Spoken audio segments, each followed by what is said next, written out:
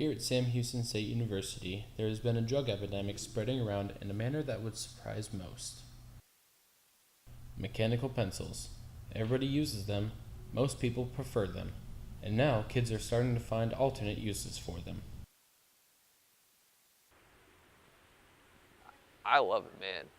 It feels really good. It's easy to get. High lasts for like 9 hours or something like that. And I just like it.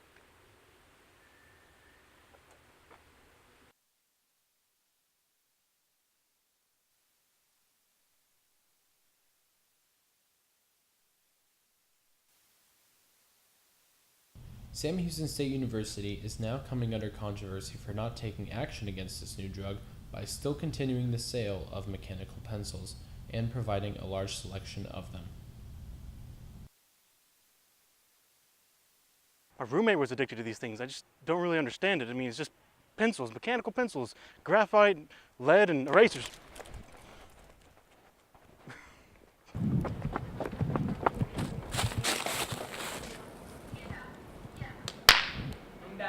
That's what she immediately calls AJ. More info as this story develops.